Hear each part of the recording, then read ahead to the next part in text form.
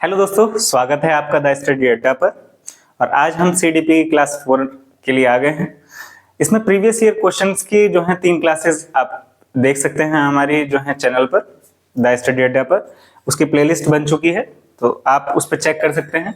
अब हम बात करते हैं क्लास 4 की। इसमें हम बात करने वाले हैं 30 क्वेश्चन सीडीपी के। तो आइए चलते हैं अपने क्वेश्चंस पर। पहला है डिस्ग्राफिया से रिलेटेड। डिस्ग्राफिया जो हम पहले जो 3 क्लासेस हैं उसमें हम 3 टर्म डिस्कस कर चुके हैं, डिसलेक्सिया, डिस्ग्राफिया और डिस्कैल्कुलिया। तो वही टर्म है, आप बताएं अब आंसर अगर आप क्लास देख चुके हैं। फर्स्ट ऑप्शन है स्पीच डिसऑर्डर है, characterized by stuttering and errors in articulation होता है इसमें। सेकंड है लोकोमोटर डिसऑर्डर है जो कि कैरेक्टराइज्ड किया जाता है ग्रॉस मोटर इंपेयरमेंट से। थर्ड है न्यूरोलॉजिकल डिसऑर्डर है ये, और trouble in forming letter and shapes बनाने में जो है दिक्कत आती है। और फोर्थ है साइकोलॉजिकल डिसऑर्डर है जिसके अंदर lack of attention and impulsive behaviour होता है। तो क्या होता है डिस्ग्राफिया में? डिस्ग्राफिया जो है एक न्यूरोलॉजिकल डिसऑर्डर है जिसमें जो पर्सन है उसको क्या दिक्कत आती है? Trouble in forming letters and shapes. उसको जो है बनाने में दिक्कत आती है, लिखने में। तो लिखने में जो है, लिखने से रिलेटेड डिस्ग्राफिया है। डिसलेक्सिया किससे रिलेटेड है? डिसलेक्सिया रिलेटेड है रीडिंग से रिलेटेड है। और वहीं डिस्कैल्कुलिया रिलेटेड है मैथमेटिकल ऑपरेशन से रिलेटेड। तो डिस्ग्राफिया थर्ड ऑप्शन हो गया हमारा। न्यूरोलॉजिकल डिसऑर्डर है जिसमें जो है लेटर्स फॉर्म करने में और शेप्स फॉर्म करने में प्रॉब्लम आती है। डिस्ग्राफिया हमारा थर्ड ऑप्शन। तंत्रिका विकार है जिसकी विशेषता क्या है? इसमें अक्षरों और आकारों को बनाने में कठिनाई होती है। सेकंड है the approach to educating gifted children. Gifted children की बात हो रही है। गिफ्टेड चिल्ड्रन कौन से होते हैं? जो अपने लेवल के जो बच्चे हैं उनसे ज्यादा अच्छा परफॉर्म कर पाते हैं। Which moves them through curriculum at an unusually rapid pace is known as. अब गिफ्टेड चिल्ड्रन की बात हो रही है कि वो जो है प्रतिभावान बच्चों को शिक्षित करने का उपागम है जो उन्हें असामान्य रूप से तीव्र गति प्रदान करेगा। तो इनमें से कौन सा ऑप्शन होगा जो उनको हेल्प करेगा तेजी से आगे बढ़ने में? किसको? गिफ्टेड चिल्ड्रन को। तो ऑप्शन है डिफरेंशिएटेड इंस्ट्रक्शन, सेकंड है एनरिचमेंट, थर्ड है एक्सेलरेशन और फोर्थ है इमर्शन। अब इसमें से एक वर्ड है, थर्ड ऑप्शन देखें तो एक्सेलरेशन। एक्सेलरेशन आपने सुना होगा, जब हम बाइक या कार या फिर आप जो है स्कूटी भी चलाते हैं तो एक्सेलरेट करते हैं। एक्सेलरेट में क्या होता है? स्पीड एकदम से बढ़ती है। तो यहाँ पे एक्सेलरेशन भी उसी तरीके से यहाँ पर ये टर्म वही बता रही है कि एक गिफ्टेड चिल्ड्रन की जो ग्रोथ है वो एक तेजी से बढ़ाने के लिए एक्सेलरेट करेंगे। तो यहाँ पर जो टर्म होगी वो एक्सेलरेशन होगी, जिसे त्वरण भी बोलते हैं। नेक्स्ट है teachers who are working towards inclusive classroom. Inclusive classroom के बारे में हम बात कर चुके हैं, जिसमें जो है सभी तरीके के बच्चों को जो है इन्वॉल्व किया जाता है एक ही क्लासरूम में और उनको एक साथ बिठाकर एजुकेशन प्रोवाइड की जाती है। तो इसमें जो है डिफरेंटली एबल्ड भी स्टूडेंट हो सकते हैं और जो नॉर्मल चाइल्ड हैं वो भी उसमें ही होंगे। तो उनको साथ में जो है क्लासरूम में बिठाया जाता है और एजुकेशन प्रोवाइड की जाती है। तो उसी से रिलेटेड जो है इसमें पूछा गया है कि teachers who are working towards, जब ये टीचर्स जो हैं इंक्लूसिव क्लासरूम में काम करेंगे तो उससे रिलेटेड है। तो वो क्या करेंगे? क्रिएट करेंगे करिकुलम एडेप्टेशन। सेकंड है इनकॉर्पोरेट डाइवर्स पर्सपेक्टिव्स रखेंगे। थर्ड है एग्जामिन देयर ऑन इम्प्लिसिट बायस रखेंगे। और फोर्थ है सी डाइवर्सिटी एज एन ऑब्स्टेकल। यानी अगर हम देखें पाठ्यचर्या में अनुकूलन करें, विविध दृष्टिकोणों को शामिल करें, अपने स्वयं के अंतर्निहित पूर्वाग्रहों की जांच करें और विविधता को एक बाधा के रूप में देखें। देखिए अगर इसमें फोर्थ ऑप्शन देखें तो डाइवर्सिटी जो है एक बाधा नहीं है, वो जो है बच्चों को और ज्यादा सीखने में हेल्प करती है। जितने ज्यादा डाइवर्स कल्चर होगा क्लासरूम में, आपकी जितने ज्यादा कल्चरल बैकग्राउंड होगा जितने ज्यादा बच्चों का, उससे हेल्प होती है। बच्चा और भी जो कल्चर्स हैं यानी लैंग्वेज, अगर आपकी क्लास में 30 बच्चे हैं और वो डिफरेंट जो है बैकग्राउंड से आते हैं और उनकी लैंग्वेज जो है बहुत अलग अलग है, मदर टंग, तो उससे जो है जो अन्य बच्चे होंगे आपकी क्लास के वो सीख पाएंगे उन लैंग्वेज, जितनी भी लैंग्वेज हैं उनके बारे में भी समझ पाएंगे, वो कैसे बोलते हैं, किस तरीके से लिखते हैं। तो वो एक ऑब्स्टिकल नहीं होगा, वो बाधा नहीं होगा, बल्कि वो तो लर्निंग में हेल्प करने वाला है। तो ये जो है ऑप्शन हमारा गलत हो जाता है। फर्स्ट सेकंड थर्ड हमारे ऑप्शन करेक्ट है, जो हमारे ऑप्शन सेकंड में है, तो हमारा ऑप्शन सेकंड जो है करेक्ट हो जाता है। फोर्थ क्वेश्चन है, while dash agencies of socialization are predominantly important in infancy। Infancy period जो है उसके दौरान जो है कौन सा जो सोशलाइजेशन ग्रुप होगा वो बहुत इंपॉर्टेंट होता है, वहीं जो है अर्ली चाइल्डहुड में कौन सा ग्रुप होगा जो है इंपॉर्टेंट होगा सोशलाइजेशन के लिए। एक बच्चा जब जो है बॉर्न होता है, उसका बर्थ होता है, तो उसके बाद जो है सबसे पहले जो उसके पास होती है वो उसकी क्या होती है, फैमिली होती है, फैमिली होती है। और इसे ही हम क्या बोलते हैं, प्राइमरी सोशलाइजेशन ग्रुप। तो ये सबसे पास में पहले यही होते हैं, तो यही जो है प्राइमरी सोशलाइजेशन ग्रुप हो गया। फिर सेकंड, जब बच्चा जो है बड़े होने के बाद स्कूल जाता है या फिर अपने आसपास नाइबर्स के पास जाता है खेलने के लिए, साथ में जो बच्चे होते हैं, तो वो हो जाता है हमारा सेकेंडरी। तो सेकेंडरी ग्रुप ऑफ सोशलाइजेशन, जिसमें अर्ली चाइल्डहुड के दौरान जो है बच्चा सोशलाइजेशन के लिए सेकेंडरी जो सोशलाइजेशन ग्रुप है उनके पास जा रहा है। तो यहाँ पर जो पहली एजेंसी होगी इन्फेंसी के टाइम पे वो प्राइमरी एजेंसी होगी, और सेकंड जो एजेंसी होगी अर्ली चाइल्डहुड के टाइम पे वो सेकेंडरी एजेंसी होगी। जब जो है बच्चा स्कूल में जा रहा है अपने फ्रेंड से मिलने, या फिर फ्रेंड्स के साथ जो सीख रहा है, टीचर्स से मिल रहा है, प्रिंसिपल से मिल रहा है, और वहीं उनके नाइबर्स के पास जो है जितने भी आसपास में नाइबर्स रह रहे हैं, पड़ोसी जो रहते हैं, उनसे भी बहुत कुछ सीख रहा है। तो ये सब जो है फर्स्ट और सेकंड एजेंसी में आ जाता है। तो ये हमारा ऑप्शन सेकंड करेक्ट हो जाएगा। जो फर्स्ट एजेंसी ऑफ सोशलाइजेशन है वो इन्फेंसी से रिलेटेड होगी, उसमें बहुत इंपॉर्टेंट रोल निभाती है। वहीं जो है सेकेंडरी एजेंसी जो है, जिसमें जो है हम पड़ोसी की बात कर रहे हैं, स्कूल में जो लोग हैं, वो सोशलाइजेशन में इंपॉर्टेंट रोल निभाते हैं अर्ली चाइल्डहुड। सेकंड ऑप्शन हमारा करेक्ट हो जाएगा। फिफ्थ क्वेश्चन है, यहाँ पे वाइगोत्स्की के बारे में बात की गई है। तो वाइगोत्स्की ने इनमें से कौन सा जो ऑप्शन है वो वाइगोत्स्की से रिलेटेड है, बताइए। वाइगोत्स्की से रिलेटेड आप याद रखेंगे, जैसे लास्ट टाइम भी हम बात कर रहे थे, जहाँ पे सोशली जो बच्चा जो है अपनी सोसाइटी से, समाज से जहाँ सीखता है, वहां पे वाइगोत्स्की आएंगे। तो यहाँ पर देखें, पहला ऑप्शन है social factors influence development but not development language cognition. Second है cognition development facilitates language development. Third है language development and cognition development advanced independent from each other. Fourth है language development facilitates cognitive development.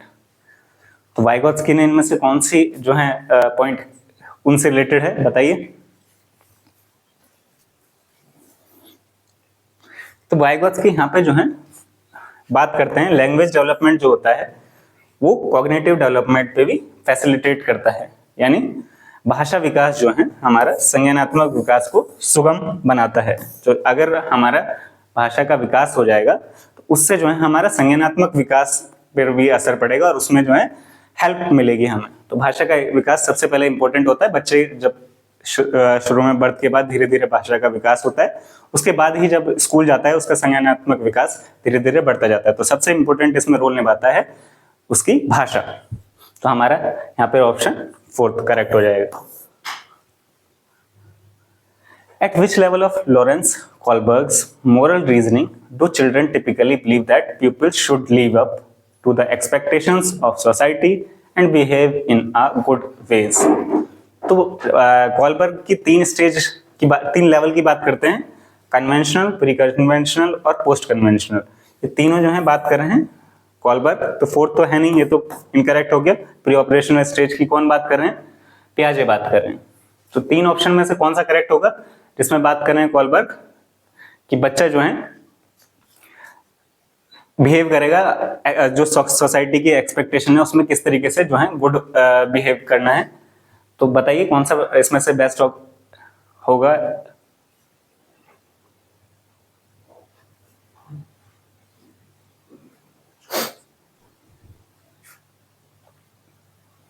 तो यहाँ पर हमारा option हो जाता है कन्वेंशनल स्टेज, कन्वेंशनल लेवल। अब ये जो तीनों लेवल हैं, इनके भी जो हैं दो दो स्टेजेस बताई गई हैं, जो बताई हैं हमारे कोलबर्ग साहब ने इसमें मॉरल डेवलपमेंट में, कि इनकी दो दो स्टेजेस ही बताई हैं। तो आप जो है एक बार देख लीजिएगा कि 6 स्टेजेस के बारे में बात करते हैं कोलबर्ग, 6 स्टेजेस के बारे में बात करते हैं और 3 लेवल के बारे में बात करते हैं, जो 3 लेवल यहाँ पर आपको ये pre conventional, conventional and post conventional. तो हमारा आंसर क्या हो जाएगा? हमारा आंसर हो जाएगा conventional level. Read the following statement आपको बताना है। पहला है assertion, interaction with more knowledge. यहां पर एक वर्ड है मोर नॉलेजेबल अदर्स, MKO। MKO तो आपने सुना होगा, MKO।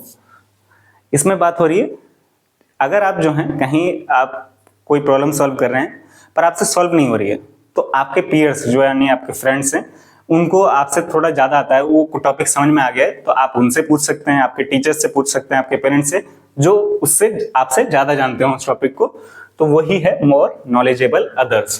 तो यहाँ पर बात हो रही है interaction with more knowledgeable others, such as teachers हो सकते हैं, पीयर्स हो सकते हैं, can provide necessary support provide करते हैं और गाइडेंस प्रोवाइड करते हैं to help learners develop their understanding और स्किल्स। तो बात बिल्कुल सही है। नॉलेज जो MKO है वो आपको हेल्प करेगा और सपोर्ट करेगा, जो भी आप टॉपिक कर रहे हैं, जो भी आप पूछना चाहते हैं उसमें हेल्प करेंगे अंडरस्टैंडिंग करने में और उसकी स्किल को डेवलप करने में। इसका रीजन दिया हुआ है सोशल इंटरेक्शन इज अ की component of learning and development. बात बिल्कुल सही है। जब आप सोशली इंटरेक्ट करेंगे तो वो आपको हेल्प करेगा लर्निंग में, और वही यहाँ पर हो रहा है। MKO से आप सपोर्ट ले रहे हैं ताकि आप जो है कोई भी जो आप सीखना चाहते हैं, जो भी स्किल डेवलप करना चाहते हैं, उसमें जो है और परफेक्ट हो सके। तो दोनों ही जो है हमारे A और R करेक्ट हो जाते हैं और उसका एक्सप्लेनेशन भी करेक्ट है। तो हमारा ऑप्शन सेकंड करेक्ट है। What is the main goal of assessment for learning? अब देखिएगा यहाँ पर जो है 3 टर्म आपको याद रखनी है। एक है for learning, assessment for learning, एक है असेसमेंट ऑफ लर्निंग और एक है असेसमेंट एज लर्निंग। तो 3 टर्म को बहुत जरूरी है ये याद रखना, क्योंकि इनमें कंफ्यूजन हो जाती है और इनसे रिलेटेड क्वेश्चन सीटेट में पूछे जाते हैं। देखिए, असेसमेंट फॉर लर्निंग ये होता है ड्यूरिंग, जब आपने जो है FA देते हैं, फॉर्मल असेसमेंट आपने दिए होंगे CBSE में, जो है अब तो जो है हर जगह ये CC वैलिड है। तो CCE में आप जो है 2 टर्म पढ़ते हैं CCE के दौरान। CCE में आप FA और SA, फॉर्मल असेसमेंट और समेटिव असेसमेंट। फॉर्मल असेसमेंट जो है ड्यूरिंग लर्निंग होता है, जो आपके पूरे ईयर में चलते ही रहते हैं, जो टेस्ट होता है, प्रोजेक्ट वर्क होता है, असाइनमेंट होते हैं, वो फॉर्मल असेसमेंट के अंदर आता है। भाई समेटिव असेसमेंट जो ईयर के लास्ट में होने वाला है, या तो एग्जाम 2 बार होते हैं आपके ईयर में या सिंगल टाइम होता है, तो वो समेटिव असेसमेंट होता है। तो 4 में जो है आपका FA यानी formal assessment, formative assessment, sorry, formative assessment जो है, जो ड्यूरिंग लर्निंग चल रहा है, वो होता है असेसमेंट फॉर लर्निंग। जो आपकी जो लर्निंग चल रही है उसके दौरान जो है जो असेसमेंट किया जा रहा है वो असेसमेंट फॉर लर्निंग है, ताकि आपकी इंप्रूवमेंट हो सके। और असेसमेंट ऑफ लर्निंग जो है, जब आपकी लर्निंग हो गई है उसके बाद जो किया जा रहा है, यानी समेटिव असेसमेंट जो आपके ईयर में लास्ट में या फिर ईयर में 2 बार हो रहे हैं, वो समेटिव असेसमेंट ऑफ में आता है, असेसमेंट ऑफ लर्निंग के अंदर आता है। और वहीं असेसमेंट एज लर्निंग, आपने कोई भी कार्य किया, आप उसमें खुद को असेस कर रहे हैं या फिर आपके जो साथ में पीयर्स हैं, आपके दोस्त हैं, वो आपको असेस कर रहे हैं, तो असेसमेंट एज लर्निंग में काउंट होता है। यहाँ पर कौन होता है? यहाँ पर आपके पीयर्स हो सकते हैं या फिर आप खुद कर सकते हैं। तो ये आपके 3 टर्म याद रखिएगा, असेसमेंट फॉर लर्निंग, इसमें FA यानी फॉर्मेटिव असेसमेंट आता है, असेसमेंट ऑफ लर्निंग ये ईयर के लास्ट में या ईयर में 2 बार जो आपके एग्जाम होते हैं, और वहीं असेसमेंट एज लर्निंग, ये आप खुद का इवोल्यूशन कर सकते हैं या फिर आपके पीयर्स से आप जो है अपना इवोल्यूशन करा सकते हैं, कराते हैं जो। तो यहाँ पर आपसे पूछा गया था, अब चलते हैं हमारे क्वेश्चन पर। यहाँ पर हमसे पूछा गया असेसमेंट फॉर लर्निंग, तो अब आप बता सकते हैं इसमें से असेसमेंट फॉर लर्निंग से रिलेटेड कौन सा ऑप्शन है। फर्स्ट है to identify students who can be categorized as slow learner. तो स्लो लर्नर की बात तो यहाँ पर नहीं हो रही है कहीं भी। To evaluate student performance and assign grades, तो ग्रेड्स की बात हो रही है कि यहाँ पर। थर्ड पे चलते हैं, to provide feedback to students that can be used to improve their learning. देखिए एफए में फॉर्मेटिव असेसमेंट में यही एक इम्पोर्टेंट चीज है जिसमें हम बात कर रहे हैं, उनको फीडबैक प्रोवाइड कर रहे हैं जिससे बच्चा जो है वो अपने आप को इम्प्रूव कर सके। हम जो है असाइनमेंट दे रहे हैं, हम टेस्ट करा रहे हैं, हम क्विज करा रहे हैं, हम प्रोजेक्ट वर्क दे रहे हैं, क्यों दे रहे हैं? बच्चा जो है अपने आप में इम्प्रूव कर सके, उसको टाइम मिले। हम फीडबैक भी प्रोवाइड कर रहे हैं कि आप जो है यहाँ पर जो है कमी है तो इसे इम्प्रूव कीजिए। तो वो फॉर्मेटिव असेसमेंट में होता है और यही जो है रिलेटेड है असेसमेंट फॉर लर्निंग से। तो हमारा ऑप्शन थर्ड करेक्ट हो जाता है, option third. At which age can children engage in word play and like jokes and riddles that involve a play on words? तो आपको बताना है कि एक बच्चा जो है किस एज के दौरान जो है उसको खेलने में और जो रिडल्स हैं यानी देखिए चुटकुले या पहेलियां जो हैं उसको बहुत ज्यादा पसंद आती हैं। तो किस एज में होता है आपको बताना है, इनमें से 12 ईयर, 1 ईयर, 3 ईयर या 7 ईयर। 4 एज दी हुई है, बताइए कौन सा आंसर करेक्ट होगा।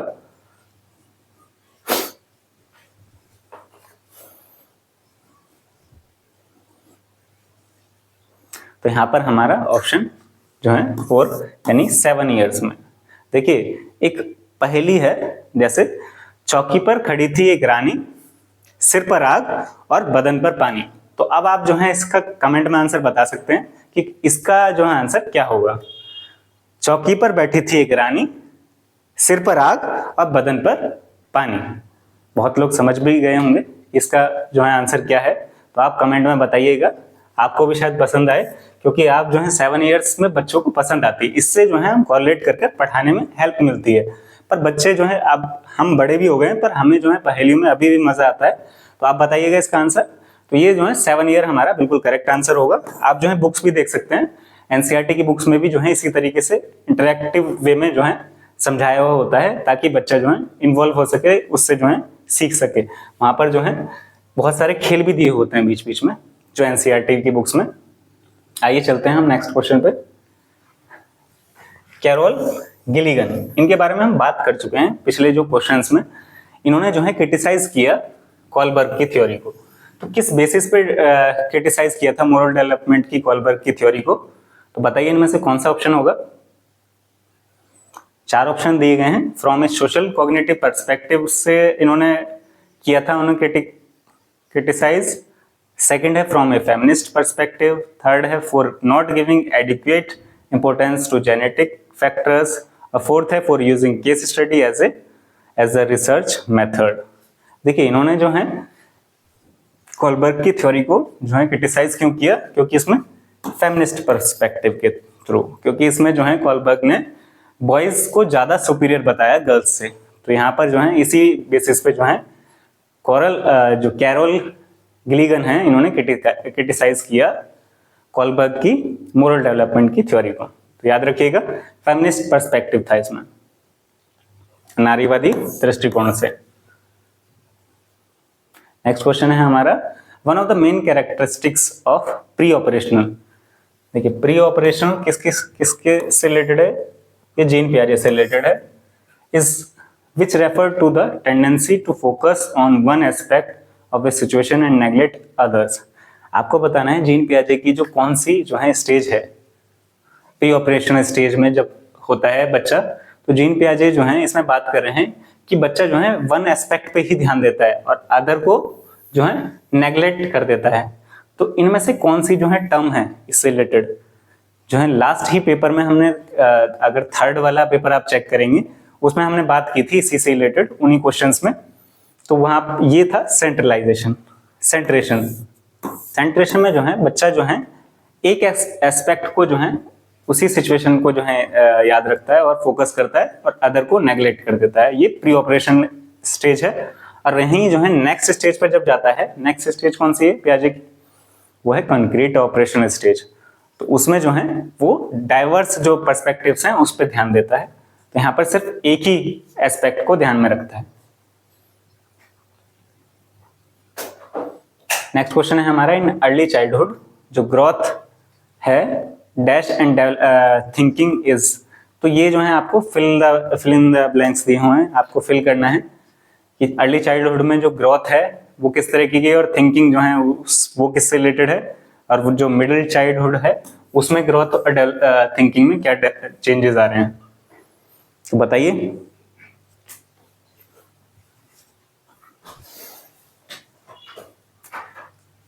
देखिए अर्ली चाइल्डहुड में जो ग्रोथ होगी वो हमारी स्थिर हो जाती है, यानी इज स्टडी, एंड थिंकिंग जो है वो ईगोसेंट्रिक होती है, बच्चा जो है स्वयं के बारे में ही सोच रहा होता है। तो अर्ली चाइल्डहुड में जो है ग्रोथ जो है स्थिर हो जाएगी और जो सोच है उसकी वो ईगोसेंट्रिक हो जाएगी। वहीं जो मिडिल चाइल्डहुड में जब बच्चा पहुंचेगा तो उसकी जो ग्रोथ होगी वो स्लो हो जाएगी और उसकी जो थिंकिंग है वो लॉजिकल सोचने लगेगा। यहाँ पर ये लॉजिकल बच्चा जो है सोचने लगेगा। तो ये है हमारा अर्ली चाइल्डहुड में ग्रोथ कैसी है, स्थिर है और कुछ हद तक आत्म केंद्रित हो जाएगा बच्चा, जो सोच होगी उसकी। और वहीं जो मध्य बाल अवस्था है उसमें जो उसकी वृद्धि होगी वो धीमी हो जाएगी और जो सोच है वो तार्किक हो जाएगी। तो हमारा ऑप्शन सेकंड करेक्ट है। अब आपको बताना है इनमें से जो कौन सा ग्रोस मोटर स्किल से रिलेटेड है। देखिए दो चीजों के बारे में हम बात करेंगे इसमें, ग्रोस मोटर स्किल और fine motor skill. Gross motor skill जिसमें जो है ज्यादा, जैसे कोई चीज बच्चा जो है जब पकड़ना शुरू करता है चीजों को, तो जैसे उसके हाथ से कुछ चीजें छूट जाती हैं, नीचे गिर जाती हैं, कुछ टाइम बाद धीरे धीरे ग्रिप बननी शुरू होती है। तो पहले बच्चा चीजों को सिर्फ पकड़ना शुरू करता है, फिर पकड़ने के बाद आप जब लिखवाना शुरू करते हैं या कुछ जो है वो ड्रॉ करना शुरू करता है, वो कुछ टाइम बाद शुरू करता है, वो फाइन मोटर स्किल में आ जाता है जिसमें वो अपनी फिंगर्स का यूज कर रहा है। पहले पूरे हैंड का यूज करना वो होगा ग्रोस मोटर स्किल से रिलेटेड, और जब फिंगर्स का यूज किया जाएगा लिखने के लिए या कुछ बनाने के लिए वो होगा फाइन मोटर स्किल। तो आइए अब देखते हैं ग्रोस मोटर स्किल से इनमें से रिलेटेड कौन सा है, आपको बताना है। निटिंग होगा यानी बुनाई, तैरना, कागज पर व्रत बनाना, व्रत को रूपरेखा के अनुसार काटना, या एक कागज पर एक बड़े आयत को रूपरेखा के अनुसार काटना। तो ग्रोस मोटर स्किल से देखिए निटिंग जो है या बुनाई जो है वो फाइन मोटर स्किल है क्योंकि उसमें फिंगर्स का यूज हो रहा है। वहीं स्विमिंग तो नहीं, स्विमिंग में किस चीज का यूज होता है, स्विमिंग में आपके हाथ का यूज हो रहा है, आप पानी को पीछे फेंक रहे हैं और पैरों का यूज हो रहा है, तो वो जो है ग्रोस मोटर स्किल से रिलेटेड है। तो ये जो है हमारा करेक्ट आंसर हो जाएगा क्योंकि ये जो है हमारा फर्स्ट जो ऑप्शन है वो फाइन मोटर स्किल से रिलेटेड है। तो हमारा ऑप्शन करेक्ट हो जाएगा स्विमिंग। स्विमिंग जो है ग्रोस मोटर स्किल से। आगे चलते हैं, cutting along the outline of a circle. जब सर्कल को आप कट करेंगे तो आप सीजर का यूज करेंगे या फिर जो है किसी ब्लेड का यूज करेंगे, तो आप फाइन मोटर स्किल का यूज कर रहे हैं इसमें भी। तो ये जो है ये भी नहीं होगा। और कटिंग जो है आप एक रेक्टेंगल को कट कर रहे हैं तो भी उसमें फाइन मोटर स्किल का यूज होगा। तो हमारा ग्रोस मोटर स्किल से रिलेटेड हमारा स्विमिंग आंसर करेक्ट हो जाएगा, यानी तैरना जो है एक ग्रोस मोटर स्किल है। क्वेश्चन 14 है, इसमें आपको बताना है फिजिकल ग्रोथ एंड डेवलपमेंट जो है किस तरीके से होती है। दो टर्म है हमारी यहाँ पर, एक है सेफ्लिकोइडल और एक है हमारी प्रोक्सिमोडिस्टल। दो टर्म है, दो टर्म को पहले समझना जरूरी है कि इनके अंदर होता क्या है। देखिए सेफ्लिकोइडल जो है वो रिलेटेड है हमारे head to toe. Head to toe यानी सर से पैर तक होता है, इसमें जो विकास होता है वो हेड टू टो होता है। और वहीं आप जो है प्रोक्सिमोडिस्टल के बारे में बात करेंगे तो ये होता है centre to periphery. Centre to periphery, centre to periphery. देखिए सेंटर टू पेरिफेरी में जानना जरूरी है कि सेंटर टू पेरिफेरी किससे रिलेटेड है। तो सेंटर टू पेरिफेरी यानी हमारे जो आंतरिक अंग हैं पहले उनका डेवलपमेंट होता है, जैसे हार्ट है, हमारी पैनक्रियाज हैं, जितने भी अंग हैं पहले उनका डेवलपमेंट होगा, उसके बाद हाथ पैर का डेवलपमेंट होगा, यानी सेंटर टू पेरिफेरी, यानी हाथ पैर का उसके बाद में डेवलपमेंट होगा। इसमें बात करें प्रोक्सिमोडिस्टल। वहीं जो सेफ्लिकोइडल जो है इसमें हेड टू टो की बात हो रही है।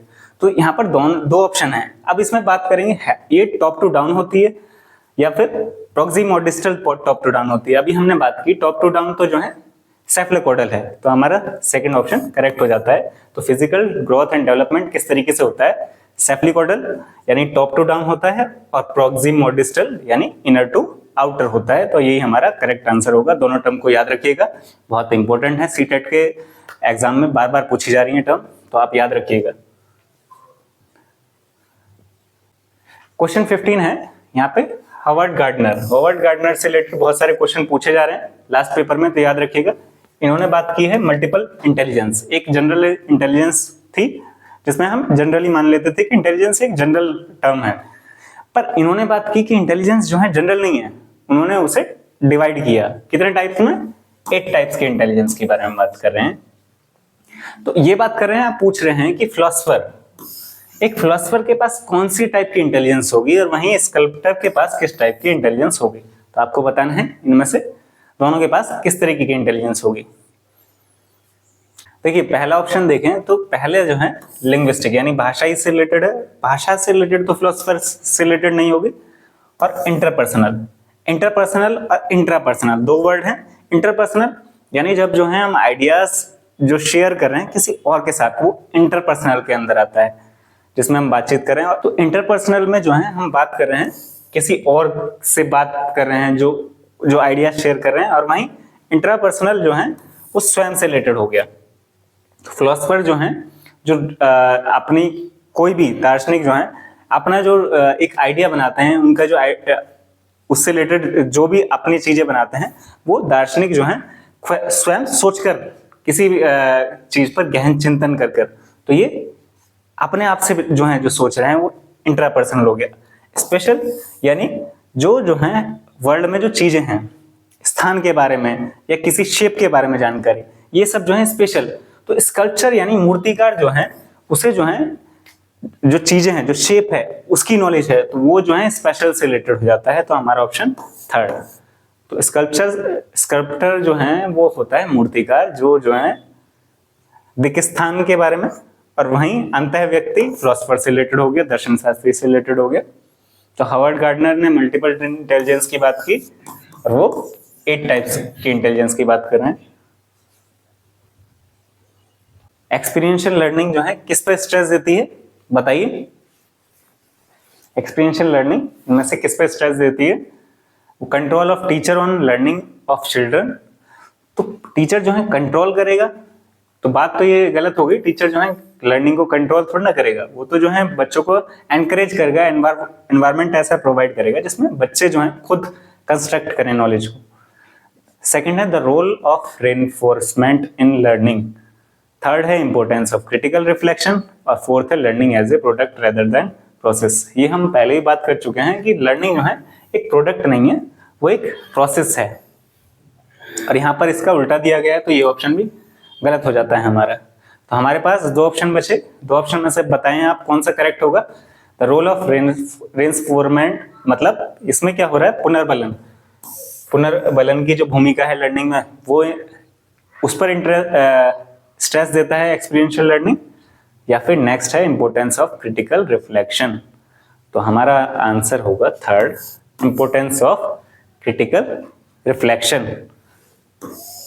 ये हमारा करेक्ट आंसर होगा। एक्सपीरियंशियल लर्निंग जो है स्ट्रेस देता है इंपॉर्टेंस ऑफ क्रिटिकल रिफ्लेक्शन, यानी आलोचनात्मक प्रतिबिंबन के महत्व पर जो है बल देता है एक्सपीरियंशियल लर्निंग। नेक्स्ट है which of the following is an effective method to enhance problem solving skill in. अगर हमें बच्चे को प्रॉब्लम सॉल्विंग स्किल जो है सिखानी है, तो इनमें से कौन सा मेथड बेस्ट होगा एक बच्चे को जो है प्रॉब्लम सॉल्विंग स्किल सिखाने के लिए? पहला है discourage independent thinking and focusing on declarative knowledge. हम जो है डिस्करेज करेंगे कि आप जो है इंडिपेंडेंट थिंकिंग, मतलब वो जो है जो स्वयं सोचने की कोशिश कर रहा है, हम उसे डिस्करेज करेंगे, बल्कि इसमें उल्टा होना चाहिए था, एनकरेज करेंगे, तभी तो प्रॉब्लम सॉल्व कर पाएगा। तो ये तो गलत हो गया। सेकंड है encourage them to avoid difficult problems. तो एनकरेज करेंगे कि आप डिफिकल्ट प्रॉब्लम बिल्कुल भी सॉल्व ना करें, तो उससे प्रॉब्लम सॉल्विंग तो नहीं आ पाएगी कभी। तो ये भी गलत हो गया हमारा। Providing them with readymade solution. Readymade solution दे देंगे तो वो कभी प्रॉब्लम के बारे में सोच ही नहीं पाएंगे, इस प्रॉब्लम का कोई सॉल्यूशन ये वाला भी हो सकता था क्या। अगर हम रेडीमेड सॉल्यूशन देंगे तो उस बच्चे के पास सिर्फ एक सॉल्यूशन होगा, पर वहीं अगर हम सॉल्यूशन ना बताएं तो सभी बच्चों से उस एक प्रॉब्लम का सॉल्यूशन पूछेंगे, तो हमारे पास जितने स्टूडेंट हैं लगभग उतने ही हमारे पास सॉल्यूशन आ जाएंगे। तो वो जो है ये तो एनकरेज नहीं करेगा प्रॉब्लम सॉल्विंग को। लास्ट है हमारा गिविंग देम अपॉर्चुनिटीज। बिल्कुल बात सही है कि हम अपॉर्चुनिटी प्रोवाइड करेंगे, किस लिए? ब्रेनस्टॉर्म मतलब उसने सोचने चिंतन करने के लिए, और मेक इंट्यूटिव गैसनेस, और वो जो है एक आइडिया लगाएंगे कि क्या इसका जो है किस तरीके से सॉल्व किया जा सकता है प्रॉब्लम को। तो हमारा ऑप्शन 4 करेक्ट हो जाता है। 18 है हमारा teachers should create a meaningful environment which seeks active participation and engagement of all children. तो बिल्कुल बात सही है, एक टीचर को एक ऐसा एनवायरनमेंट बनाना चाहिए जिसमें जो है बच्चा एक्टिव होकर सीख सके। तो टीचर जो है बच्चों को अपॉर्चुनिटी प्रोवाइड करे कि बच्चा भी जो है कुछ बोले तो वो एक्टिव एंगेज होगा तो वो उससे ज्यादा सीखेगा। तो बात पहला तो जो है असर्शन सही है। रीजन क्या है इसका? All children are intrinsically motivated to learn and are capable of learning. तो क्या बात सेकंड वाला जो हमारा रीजन है, क्या इसका रीजन करेक्ट है? बताइए आप। तो इसका रीजन बिल्कुल करेक्ट है कि बच्चा जो है अंदर से मोटिवेटेड ही रहते हैं सीखने के लिए, और वो कैपेबल भी हैं लर्निंग के लिए। अगर कोई बोलता है कि बच्चा जो है ये बच्चे सीख ही नहीं सकते, तो ऐसा पॉसिबल नहीं है। कोई भी बच्चा कुछ भी सीख सकता है, बस हमें जो है एनवायरनमेंट प्रोवाइड करना है और उनको अपॉर्चुनिटीज प्रोवाइड करनी है, तो बच्चा जो है कुछ भी सीख सकता है, कुछ भी बन सकता है अगर हम बनाना चाहें। तो हमारा ऑप्शन जो है यहाँ पर कौन सा करेक्ट हो जाता है? ऑप्शन जो है हमारा सेकंड करेक्ट हो जाता है, जिसमें जो है ए और आर ट्रू हैं और एक्सप्लेनेशन भी बिल्कुल करेक्ट है इसकी। 19 है which of the following does not contribute to course of learning. इनमें से कौन सा जो है लर्निंग यानी अधिगम की प्रक्रिया में योगदान नहीं देता है? बताइए। ऑर्गेनाइजेशन, कैटेगराइजेशन, कॉन्सेप्चुअलाइजेशन और डी कॉन्सेप्चुअलाइजेशन। देखिए ऑर्गेनाइजेशन हेल्प करेगा, बिल्कुल करेगा। ऑर्गेनाइज करेंगे आप चीजें, कैटेगराइज करेंगे तो भी आपको हेल्प होगी, कॉन्सेप्चुअलाइजेशन करेंगे, पर डी कॉन्सेप्चुअलाइजेशन जो है बिल्कुल अलग हो गया। डी कॉन्सेप्चुअलाइजेशन थोड़ा ना हेल्प करने वाला है। तो यही हमारा आंसर होगा 19 का। तो हमारा आंसर हो जाता है करेक्ट। फोर्थ, इसमें जो है ये कंट्रीब्यूट नहीं कर रहा है हमारी लर्निंग के अंदर, यानी अधिगम के में जो है कोई योगदान नहीं कर रहा है। गैर प्रासंगिकरण, गैर प्रासंगिकरण जो है इसमें कोई योगदान नहीं करेगा हमारे लर्निंग में। नेक्स्ट है हमारा which of the following is an example of a question that requires student to reflect on their own thinking. इसमें हमसे पूछा गया है कि जिसमें विद्यार्थी को अपनी सोच पर विचार करने की आवश्यकता होती है। इनमें से कौन सा प्रश्न ऐसा है जिसमें विचार करने, बच्चा जो है खुद सोचे उस प्रश्न के बारे में? तो कौन सा जो है इसमें से करेक्ट होगा जिसमें बच्चा सोच रहा है जो भी उसने किया है उस प्रश्न के बारे में? What is the relationship between nouns and verbs in sentence? तो इसमें बच्चा सोचने के लिए टाइम मिला? नहीं मिला, क्योंकि उसमें सिर्फ रिलेशनशिप ही तो बतानी है नाउन और वर्ब के। यहाँ पे तो बच्चा कुछ नहीं सोच रहा है। What is the definition? Definition में तो सिर्फ वो लर्न होगी, सिर्फ उसे ही बताया जा रहा है, डेफिनेशन में भी नहीं होगा। How do you change a verb to present tense? तो इसमें जो है बात हो रही है किस तरीके से हम चेंज कर सकते हैं। और लास्ट है how has your thinking about the use of verbs change since beginning of the class? अगर क्लास में एक टीचर जो है वर्ब को पढ़ा रहे थे तो उन्होंने पूछा बच्चे से कि जब आपकी क्लास शुरू नहीं होती और अब तक, तो क्या आपकी जो पर्सपेक्टिव है, जो बिगिनिंग में क्लास में था वर्ब को लेकर, अब जो है उसमें चेंज आया? तो वहां पर जो है बच्चा जो है खुद की जो थिंकिंग है वो रिफ्लेक्ट होने वाली है। तो हमारा ऑप्शन करेक्ट होगा 4, बिल्कुल करेक्ट होगा, क्योंकि यही एग्जाम्पल है जिसमें बच्चा जो है अपनी सोच के बारे में जो है रिफ्लेक्ट करेगा कि उसका जो पर्सनल आइडिया, उसने जो खुद एक्सपीरियंस किया कि पहले वो वर्ब के बारे में क्या जानता था और अब क्या जानता है, वो यहीं रिफ्लेक्ट होने वाला है। तो हमारा ऑप्शन 4 करेक्ट हो जाएगा। 21 है which of the following example of internal attribution for failure? तो बताइए इंटरनल एट्रीब्यूशन फॉर फेलियर इनमें से कौन सा रिलेटेड होगा?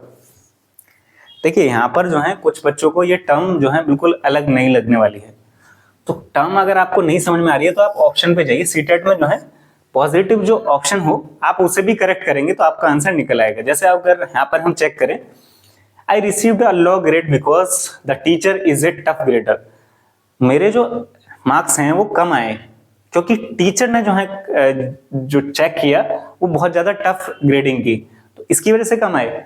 ये जो है एक अलग पर्सपेक्टिव हो गया, क्योंकि अगर आपने मेहनत की होगी तो आपके मार्क्स आएंगे, टीचर जो है टफ करे मार्किंग या फिर जो है लूज मार्किंग करे। सेकंड हो गया, I failed the test because I did not study enough. तो बात ये बिल्कुल सही है, वो बोल रहे हैं कि मैंने जो है नहीं पढ़ा इसलिए मेरे मार्क्स कम आए। थर्ड है, आई did not get good marks because the teacher was biased. तो टीचर अगर बायस होंगे तो इस वजह से कम मार्क्स नहीं आए, या आपने मेहनत नहीं की थी, तो यहाँ पर जो है ये भी बिल्कुल नेगेटिव हो गया। फोर्थ है, I failed the test because my friends were distracting me. आपके फ्रेंड्स ने डिस्ट्रैक्ट किया, आपके फ्रेंड्स के घर पे भी डिस्ट्रैक्ट करने गए थे, ये आपको पूरे टाइम 24 आवर्स डिस्ट्रैक्ट किया, तो ये भी जो है गलत होगा। अगर आप जो है करना चाहते थे तो कर सकते थे।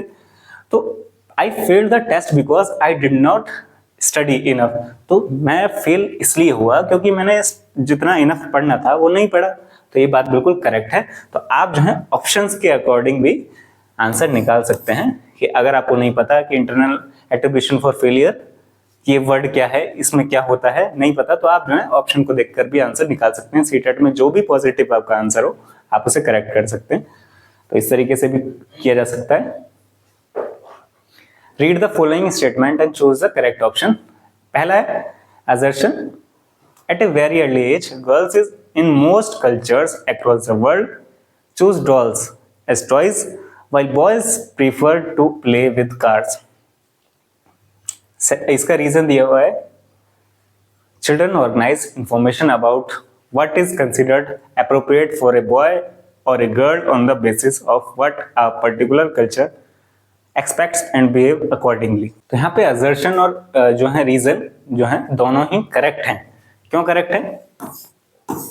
क्योंकि अगर हम देखें बहुत कम उम्र में दुनिया भर में अधिकांश जो संस्कृतियों में लड़कियां जो हैं गुड़िया से खिलौने, ये जनरली आप देखते हैं कि जो गर्ल्स हैं वो गुड़िया से खेल रही हैं और बॉयज जो हैं कार से खेलना पसंद कर रहे हैं। कल्चर जो है इस तरीके का है। और सेकंड जो है इसका कारण दिया है कि बच्चे जो है विशेष संस्कृति की अपेक्षाओं के आधार पर जो है एक लड़का या लड़की जो है क्या उपयुक्त माना जाता है उसके लिए उसकी जानकारी व्यवस्थित करते हैं और उनके अनुसार ही व्यवहार करते हैं। तो दोनों ही जो है हमारे करेक्ट है। तो एक्सप्लेनेशन जो है इसका करेक्ट है, ए और आर जो है सही है, और सॉरी ए और आर सही है और ए जो है सही व्याख्या है। तो हमारा ऑप्शन जो है इसमें करेक्ट होगा सेकंड।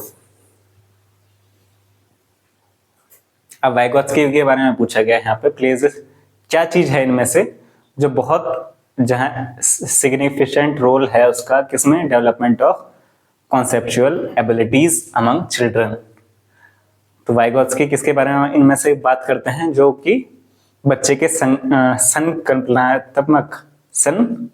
संकल्पनात्मक योग्यताओं के विकास में महत्वपूर्ण भूमिका निभाता है। बताइए कौन सा?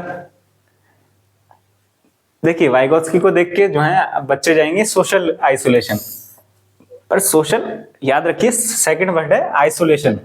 तो आइसोलेशन मतलब बिल्कुल अलग करना, सोशल आइसोलेशन मतलब सोसाइटी से अलग करके लेके जाना, बिल्कुल अलग रखना। तो ये ऑप्शन गलत हो जाएगा। अब देखिए 3 ऑप्शन बचे हैं हमारे पास, तो अब जो है हमारा ऑप्शन करेक्ट हो जाता है पीयर कोलैबोरेशन। मतलब जो बच्चे हैं उसके सहकर्मी हैं उनके सहयोग के साथ जो है वो बहुत अच्छे से सीख सकते हैं। वाइगोत्स्की की बात करें समाज के बारे में कि समाज से बच्चा बहुत कुछ सीखता है, तो वहां पर जो है यहाँ पे सोशल आइसोलेशन था, इसलिए हमारा गलत हो जाता है ऑप्शन, और हमारा ऑप्शन करेक्ट हो जाता है पीयर कोलैबोरेशन। मतलब जो उसके सहकर्मी हैं उनके साथ भी जो है वो बहुत इंपॉर्टेंट रोल निभाते हैं उसके जो कॉन्सेप्चुअल एबिलिटीज को डेवलप करने में बच्चे के। तो हमारा ऑप्शन सेकंड करेक्ट हो जाता है। अब वाइगोत्स्की से एक और आ गया है क्वेश्चन, इनर स्पीच। इन्होंने जो इनर स्पीच की बात की थी उससे रिलेटेड क्वेश्चन है। इनर स्पीच क्या है?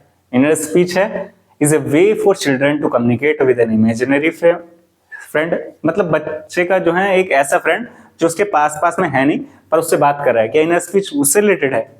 सेकंड है तो कोई जो है ऐसा इमेजिनरी फ्रेंड तो नहीं है जिससे वो बात कर रहा है, वो किससे बात कर रहा है? स्वयं से बात कर रहा है, तो जो है कोई फ्रेंड से बात नहीं कर रहा है जो इमेजिनरी है। सेकंड है is a sign of cognitive immaturity, नहीं, संज्ञानात्मक रूप से वो जो है इमेच्योर है, ये तो बात कहना गलत होगा। थर्ड है is a sign of developmental delay, मतलब वो जो है अभी तक विकास नहीं हुआ है, वो उसका जो विकास है वो डिले हो रहा है। यहाँ ये जो है ये भी गलत हो गया ऑप्शन। फोर्थ है is a way for children to regulate their own thinking, बिल्कुल करेक्ट होगा कि वो जो है अपनी जो थिंकिंग है उसे रेगुलेट कर रहा है। यहाँ पर जो है स्वयं से बात कर रहा है ताकि वो जो है अपने आप को रेगुलेट करने के लिए, अपनी जो थिंकिंग है उसे रेगुलेट करने के लिए, तो हमारा ऑप्शन 4 जो है करेक्ट हो जाएगा। बच्चे के लिए अपनी सोच को नियंत्रित करने का एक तरीका है ये, क्या है? Inner speech. इसके बारे में बात कौन कर रहे हैं? वाइगोत्स्की। याद रखिएगा वाइगोत्स्की ने इनर स्पीच के बारे में बात कर रही है, जिसमें बच्चा जो है अपने आप को, जो सोच है उसको नियंत्रित करने का एक तरीका है बच्चे का। तो ऑप्शन 4 करेक्ट हो जाएगा। 25 4 जो 4 वर्षीय अपर्णा है वो कहती है कि बटन एक क्या है? जिंदा है, क्योंकि यह उसकी शर्ट को एक साथ बांधने में मदद करता है। और जीन पियाजे के अनुसार जो है ये बच्चा जो है किस तरीके की सोच रख रहा है? ये जो है transductive reasoning, animistic reasoning, centration reasoning या हाइपोथेटिकल डिडक्टिव थिंकिंग, बताइए किससे रिलेटेड है ये? तो यहाँ पर जो है एनिमिस्टिक यानी जीववादी चिंतन या एनिमिस्टिक थिंकिंग जो है वो रिलेट कर रहा है जो भी नॉन लिविंग थिंग्स हैं, बच्चा उन्हें भी लिविंग मान रहा है। जिस तरीके से एक बच्चे को जब चोट लग जाती है, अगर कोई नॉन लिविंग थिंग से चोट लगी, जैसे किसी चेयर से वो गिर गया, तो हम चेयर को डांट रहे हैं उसके सामने कि चेयर को हमने डांट दिया, अब आप शांत हो जाओ। अब हमने चेयर को डांट दिया, चेयर को अब चेयर नहीं करेगी ऐसा, आपको गिराएगी नहीं। तो यहाँ पर बात हो रही है, वो बच्चा जो है एनिमिस्टिक थिंकिंग के बारे में सोच रहा है, वो मान रहा है कि चेयर जो है एक लिविंग थिंग है। तो यहाँ पर जो जीन पियाजे बात कर रहे थे, इसमें एनिमिस्टिक थिंकिंग यानी जीववादी चिंतन, जिसमें जो है बटन को भी एक जिंदा चीज मान रहे हैं अपर्णा। नेक्स्ट है, आपको बताना है इसमें ऑटिज्म के बारे में, कि जिस बच्चे को ऑटिज्म है उसमें उससे रिलेटेड बताना है कि इनमें से कौन सा कैरेक्टरिस्टिक होगा सही। पहला है सुपीरियर एबिलिटी। देखिए ऑटिज्म जो है एक बीमारी है जिसमें जो है किसी चीज की कमी रहने वाली है, तो इसमें सुपीरियर एबिलिटी तो नहीं होगी। अगर सीटेट के आंसर आप चेक करें तो आप जो है आपको पता है कि ऑटिज्म एक बीमारी है, तो सुपीरियरिटी तो नहीं होने वाली, तो फर्स्ट ऑप्शन हमारा गलत हो जाता है। फिर सेकंड है advanced socio emotional reciprocity, advance तो नहीं होने वाली ना, इसमें जो है किसी चीज की कमी होने वाली है। Frequent repetitive and behaviour recurring, तो यहाँ पर बात क्या होती है, यहाँ पे बच्चा जो है कम्युनिकेट नहीं कर पाता, ऑटिज्म में जो है अच्छे से कम्युनिकेट नहीं कर पाता अपने जो साथ में लोग हैं, तो वही है कि वो रिपीट करता है चीजों को, तो ये हमारा ऑप्शन करेक्ट हो जाएगा। फिर फोर्थ है आपका जैसे higher level of communication skill, communication skill में कमी होती है, वो अच्छे से बात नहीं कर पाता, यही इसका आंसर था थर्ड वाला, तो ये भी नहीं होगा। आप ऑप्शन से जो है अगर सीटेट में जाएं तो आपको आंसर बहुत आसानी से मिल जाएगा, तो आप ऑप्शन जो है जरूर देखें अच्छे से सारे ऑप्शन, फिर आप जो है करेक्ट आंसर निकाल सकते हैं। तो इसमें हमारा करेक्ट आंसर होगा थर्ड, ऑटिज्म। ऑटिज्म किससे रिलेटेड है? इसमें जो है कम्युनिकेशन जो स्किल है उसमें जो है वो अच्छे से कम्युनिकेट नहीं कर पाता अपने पीयर से या किसी भी व्यक्ति से, बार बार दोहराव आता है और आवर्ती व्यवहार होती है इसमें। थर्ड ऑप्शन करेक्ट हो गया। असर्शन है to facilitate critical thinking, critical thinking को लाने के लिए लर्नर्स में टीचर जो है एक्सपोज टू डाइवर्स सिचुएशन, उन्हें डाइवर्स सिचुएशन दें और डिफरिंग पर्सपेक्टिव्स। तो बात बिल्कुल सही है, क्रिटिकल थिंकिंग तभी आती है जब हम डाइवर्स जो है सिचुएशन प्रोवाइड करें। तो डाइवर्स सिचुएशंस में बच्चा जो है अलग अलग जो सोच है वो आ भी पाएगी, वो जो है उन प्रॉब्लम्स को सॉल्व करने की कोशिश करेगा, तभी कर सकता है जब हम डाइवर्स सिचुएशन दें। एक ही तरीके की सिचुएशन देंगे तो वो उससे कुछ नया नहीं सीख पाएगा। तो बात बिल्कुल सही है। Reason, student learn and enrich their abilities to think critically and creatively as they engage in conversation across differences. तो बताइए इसका करेक्ट आंसर क्या होगा? तो बच्चा जो है लर्न करता है, एबिलिटीज जो हैं उसकी critically and creatively as they engage कब जो है क्रिटिकली और क्रिएटिवली उसकी जो एबिलिटीज हैं वो डेवलप होंगी, जब जो है एंगेज करेगा वो किस चीज में, कन्वर्सेशंस अक्रॉस डिफरेंसेस, मतलब डिफरेंट चीजों में जो है पार्टिसिपेट करेगा, उनमें बात करने की कोशिश करेगा, तो उसके अंदर जो है क्रिटिकल थिंकिंग डेवलप होगी और क्रिएटिविटी भी डेवलप होगी। तो ये भी जो है इसका रीजन भी करेक्ट है। तो हमारा जो ऑप्शन होगा तो हो जाएगा कि ए और आर करेक्ट है और एक्सप्लेनेशन भी बिल्कुल करेक्ट है।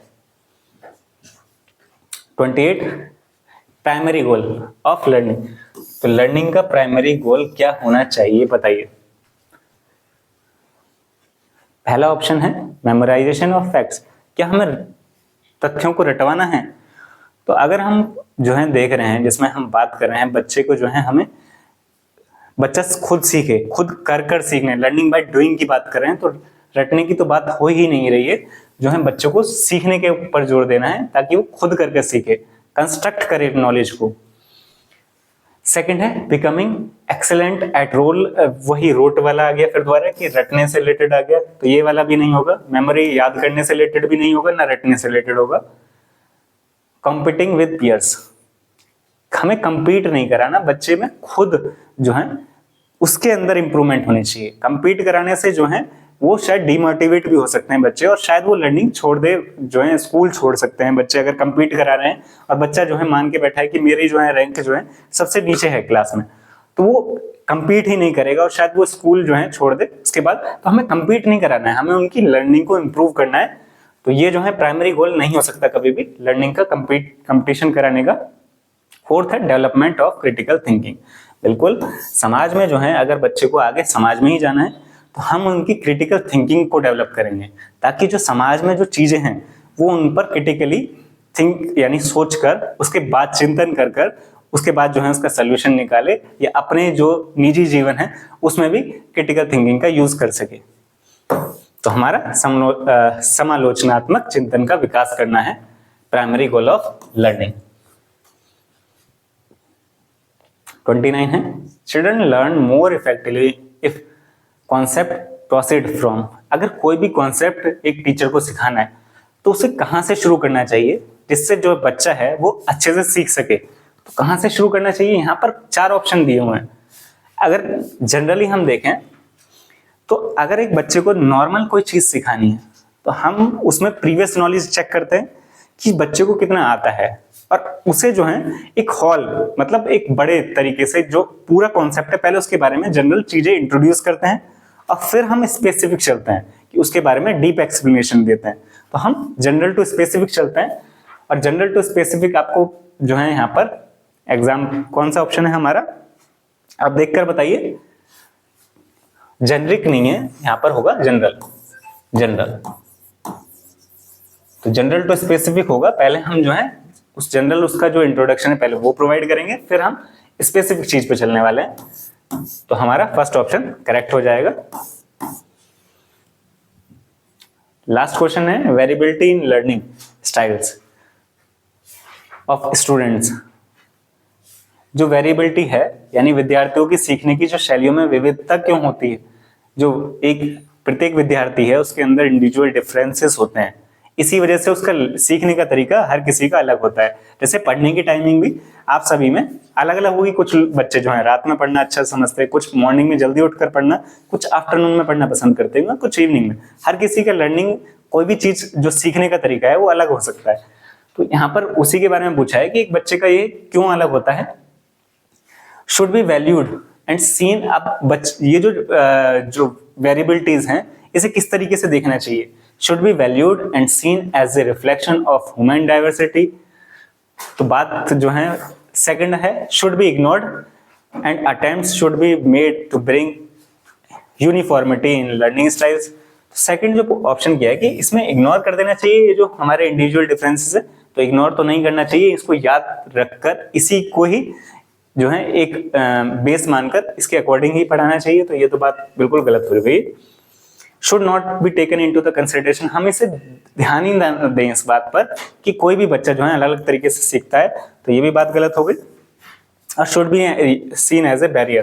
तो बैरियर हम इसे मान के चलेंगे तो बैरियर है कि हम जो है जो बच्चा जो है कुछ बच्चे जो है अलग तरीके से सीख रहे हैं, कुछ अलग तरीके से सीख रहे हैं, तो ये एक बैरियर है। तो बैरियर नहीं है ये भी इनकरेक्ट हो गया। तो ये जो है हमें इसको वैल्यू देनी चाहिए और इसे जो है किस तरीके से देखना चाहिए कि रिफ्लेक्शन है ह्यूमन डाइवर्सिटी का, कि हर एक जो व्यक्ति है वो अलग अलग सीखने का तरीका होता है। ये ह्यूमन जो डाइवर्सिटी है उसका एक रिफ्लेक्शन है। तो हमारा ऑप्शन फर्स्ट करेक्ट हो जाएगा। तो ये थी आज की हमारी क्लास। आपसे रिक्वेस्ट है कि आप जो हैं अगर सीटेट का एग्जाम क्लियर करना चाहते हैं, आप चाहते हैं कि एक बार में ही आपका अटेम्प्ट जो है 90+ चला जाए, तो आप जो है प्रीवियस ईयर क्वेश्चन जरूर लगाएं। हमारी क्लास में जो सीडीपी की क्लास है और डिफरेंट जो सब्जेक्ट की क्लास हैं उन्हें जरूर एक बार जरूर देखें, क्योंकि क्वेश्चन जो है बहुत सारे रिपीट हो रहे हैं, सेम टॉपिक से रिपीट हो रहे हैं। तो आपको अगर उसके बारे में, कॉन्सेप्ट के बारे में नॉलेज होगी तो आप इजीली जो है ऑप्शन करेक्ट कर सकते हैं। तो हमारे जो चैनल को सब्सक्राइब करें, वीडियो को लाइक करें, शेयर करें। धन्यवाद।